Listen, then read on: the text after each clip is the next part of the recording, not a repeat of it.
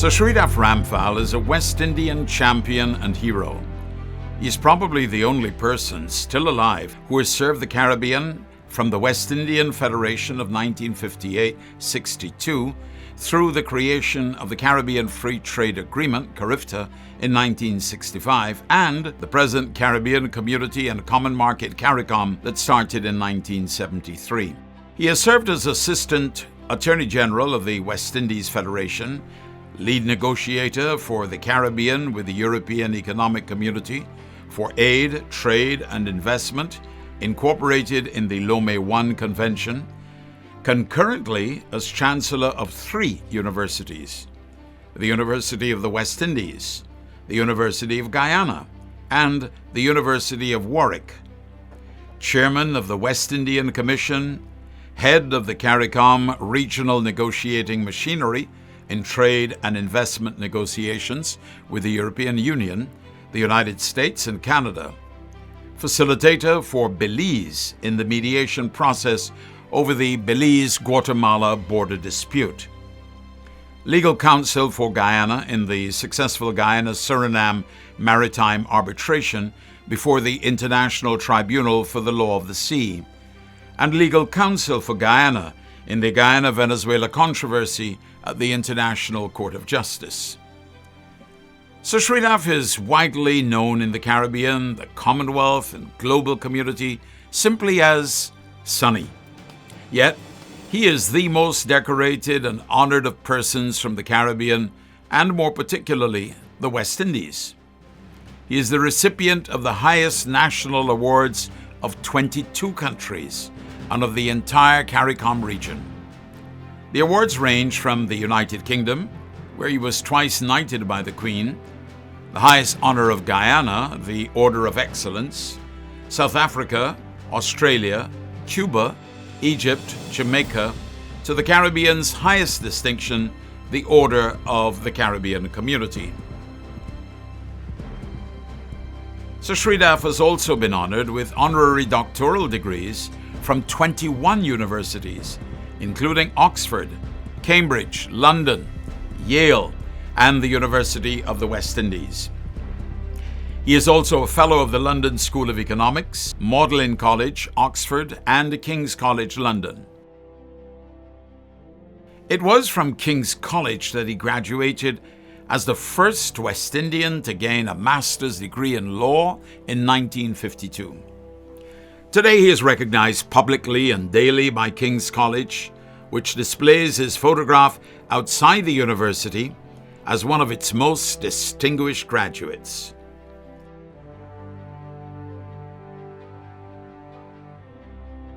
Born in Guyana in 1928, Sir Shridath returned to the West Indies from his legal studies in London to serve first as Solicitor General of then British Guiana, before becoming Assistant Attorney General of the West Indies Federation. The collapse of the West Indian Federation disappointed him greatly. So committed a regionalist was he. But while the flame of regional integration flickered with the end of the Federation, it continued to burn in his heart. Called to serve his native Guyana as Attorney General in 1965, not only did he write that country's 1966 Independence Constitution, he was also present at Dickinson Bay in Antigua when the premiers of Antigua, Barbados, and Guyana asked him to draft the terms of the Caribbean Free Trade Agreement. The pebble tossed into the waters of the Caribbean Sea by the 3 Bs, Barrow, Burnham, and Bird, created a ripple that washed every Caribbean shore. Sir Shridath, first as Guyana's Attorney General and then as Foreign Minister, became known as Mr. Caribbean. He traversed the region, passionately arguing the case for Caribbean integration, at regional meetings of politicians and professionals, and in the halls of university campuses. Today, his many speeches and statements during that period form an integral part of the Caribbean integration process that found its pinnacle in 1973 when the Caribbean Community and Common Market, CARICOM, was launched. with the signing of the Treaty of Chaguaramas in 1973 in Trinidad. Highly regarded by Caribbean leaders, Sir Shridath was entrusted with negotiations for the Caribbean as part of the newly formed African, Caribbean, and Pacific ACP group with the European Economic Community. He had chaired the first meeting of non-aligned foreign ministers in the Western Hemisphere in 1972. From that meeting, two significant developments occurred. First, Guyana's Prime Minister Forbes Burnham concluded that it was time to end the U.S.-inspired embargo against Cuba, a Caribbean neighbor. Burnham entrusted the delicate and confidential task to Sir Shridath to win the support of Jamaica's Michael Manley, Trinidad and Tobago's Dr. Eric Williams, and Barbados's Errol Barrow to join him in this revolutionary move. Within 3 months, the four independent nations of the Caribbean established diplomatic relations with Cuba, ending the widespread embargo against their neighbor and opening the door for the more than 150 nations that transact business with Cuba today. During the same non-aligned foreign ministers' meeting, the idea of the ACP group was conceived.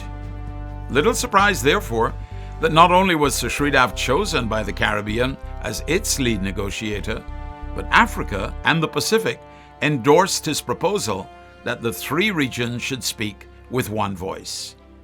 The advantageous Lomé I Convention was the result of that remarkable display of unity by Africa, the Caribbean, and the Pacific in their joint negotiations with Europe. The Caribbean's Ramphal, Jamaica's P.J. Patterson, Trinidad and Tobago's William Demas, and Grenada's Alistair McIntyre were a dream team that served the region well in many capacities throughout its post-independence period.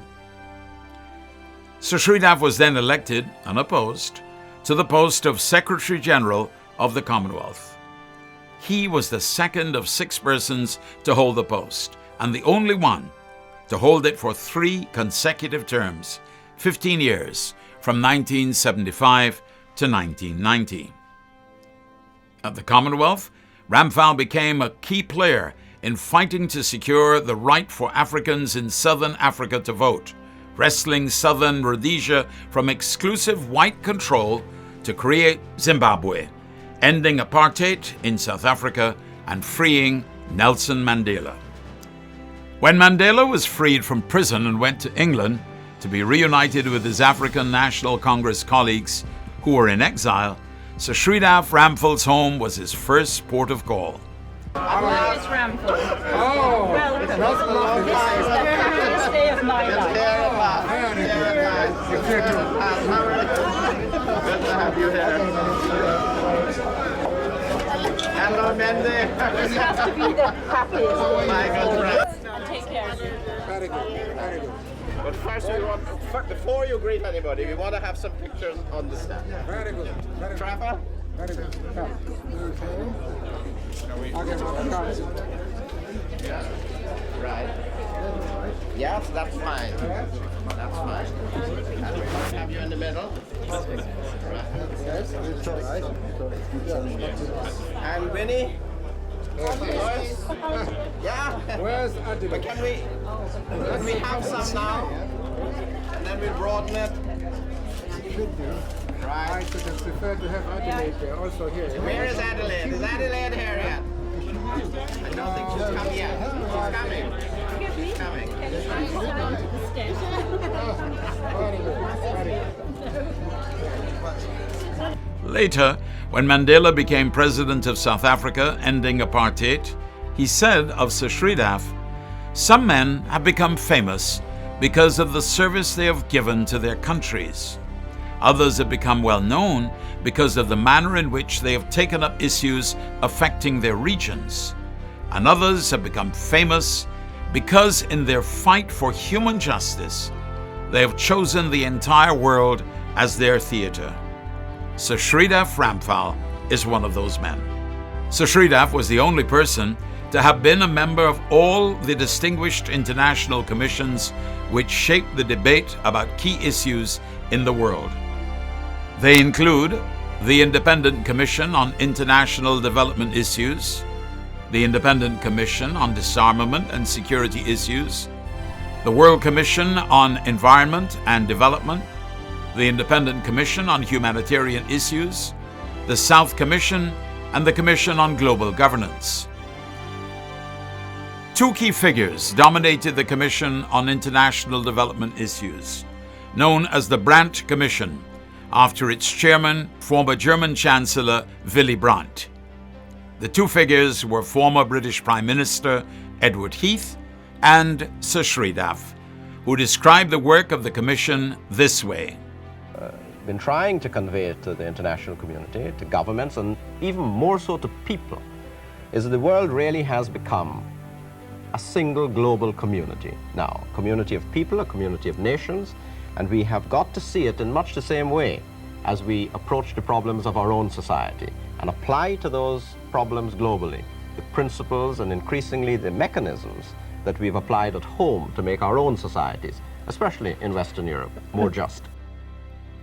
Despite a successful life as an international statesman, Sir Shridath returned to service in the Caribbean, summoned by Caribbean heads of government to chair the West Indian Commission. The Commission's task was to plot a course for the Caribbean's future. Its report, Time for Action, became and remains a seminal work in Caribbean history, pointing to the region's future and underscoring the joint actions that governments needed to take. No other West Indian has traversed the global stage with the recognition and appreciation of the world. Even though Ramphal is indeed a man of the entire world, the Caribbean, and more particularly the West Indies that he served passionately and diligently, remains at the center of his life. He said of himself, Personally, I have been a West Indian from the very first moment of awareness of such matters. And wherever I have lived in the region, in Guyana, in Trinidad and Jamaica, in Barbados, I have lived in my West Indian home. In his 90th year, Sir Shridath was still an active international lawyer, co-agent for Guyana in its contention with Venezuela at the International Court of Justice at The Hague, and a lead lawyer in the arguments before the court. No word of introduction from me can be adequate, Mr. President and eminent judges, without impressing at the very outset the singular importance of this case to the people of Guyana, whose collective patrimony is at the very center of this hearing, and who are united in defense of their sovereignty and the territorial integrity of their homeland. He is an internationalist, but first, he is a West Indian.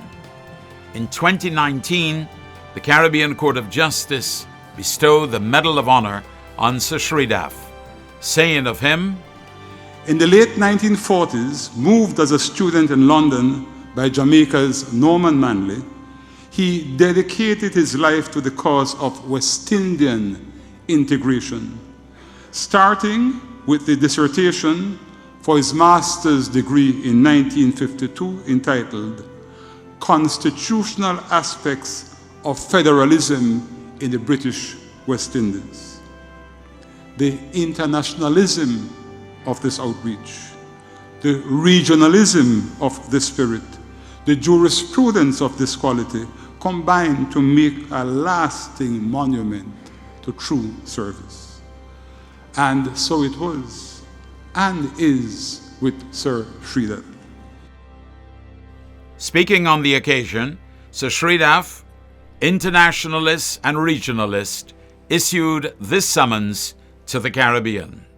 encouraging their societies to accept that excessive nationalism is the old enemy of freedom, and that from international justice they have nothing to fear and much to gain.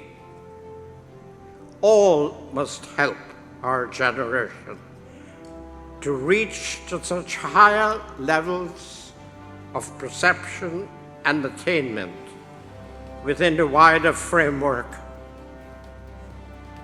of our being one nation, one region, one world, all of which we must share.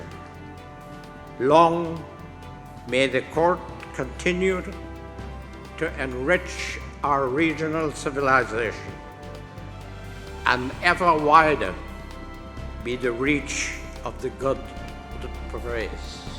Thank you.